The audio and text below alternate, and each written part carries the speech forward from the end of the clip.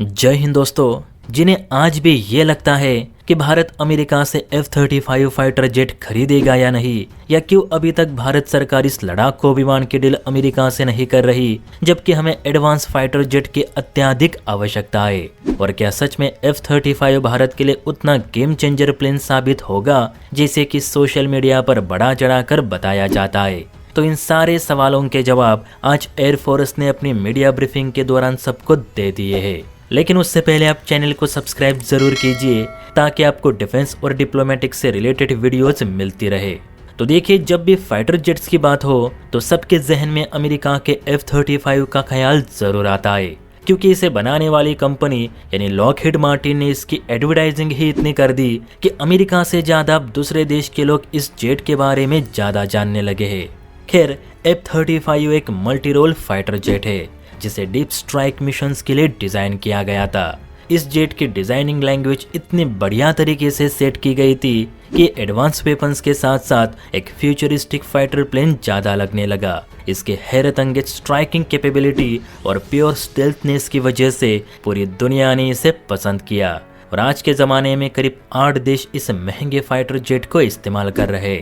अब इन देशों में भारत का नाम भी शामिल होता अगर भारत भी F-35 खरीदता तो भारतीय वायुसेना क्यों इस किलिंग मशीन को खरीदने से बचती रही और क्यों F-35 खरीदने के बजाय अपना खुद का स्टेल्थ फाइटर जेट विकसित कर रही है? तो इसके कुछ रीजंस आज एयरफोर्स ने सबके सामने रिवील कर दिए हैं, ताकि कोई भी भ्रम में न रहे कि भारत पैसों की कमी की वजह से F-35 नहीं खरीद रहा।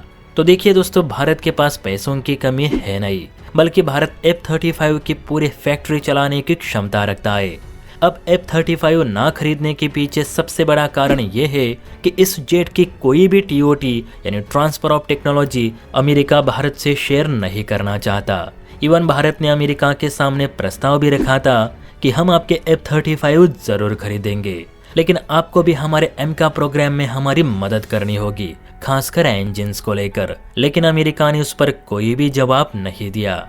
दूसरा रीजन ये है कि भारतीय वायुसेना F-35 खरीदती तो वो इस विमान पे कोई भी इंडियन मिसाइल्स नहीं लगा सकती। लॉकहीड मार्टिन का स्पष्ट कहना है कि हमारे जेट पे वही हथियार इंस्टॉल होंगे जो हमने बनाए हैं। F-35 के साथ कोई भी बाहरी वेपन्स को इंस्टॉल करने की परमिशन हम नहीं दे सकते, जबकि F-35 पर लगने वाली मिसाइल दुनिया की सबसे महंगी मिसाइल है।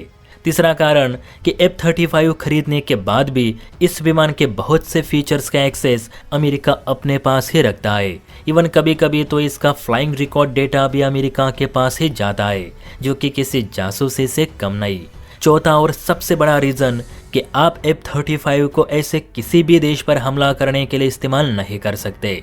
उसके लिए आपको व्हाइट हाउस की परमिशन लेनी ही पड़ेगी।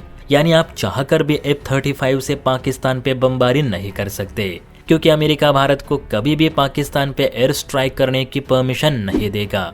यानी 1000 करोड़ का स्टेल्थ फाइटर जेट लेकर आप ज्यादा से ज्यादा इसे पेट्रोलिंग के लिए ही इस्तेमाल कर सकते हैं, बाकी सब अमेरिका के हाथ में रहेगा। और एक बात कि F-35 के स्पेयर पार्ट्स तो इसके वेपन पैकेज से भी महंगे हैं, और फिलहाल लॉकहीड में पैसों की कमी की वजह से F-35 के स्पेयर पार्ट्स का अकाल पड़ा हुआ है, और जो पार्ट्स अवेलेबल है उन्हें 2 गुनी कीमत में बेचे जा रहे हैं। यही कारण है कि F-35 एक अच्छा फाइटर जेट होने के बावजूद इसके मेंटेनेंस और इसे लेकर अमेरिका ने जो पॉलिसीज और नियम बना के रखे हैं वो इस जेट के खरीद में बाधा बन जाते हैं। क्योंकि आप अगर हजारों करोड़ रुपयों का फाइटर प्लेन खरीदते हैं और उसे अपने दुश्मन देश के खिलाफ इस्तेमाल करने से पहले आपको अगर अमेरिका से इजाजत लेनी पड़ी, तो फिर इतना महंगा फाइटर जेट खरीदकर फायदा ही क्या हुआ?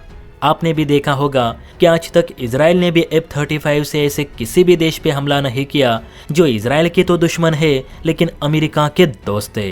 तो आप ही बताइए, हमें अमेरिका के 1000 करोड़ के F-35 खरीदने चाहिए या देश में बन रहे 500 करोड़ वाले एमका पे फोकस करना चाहिए?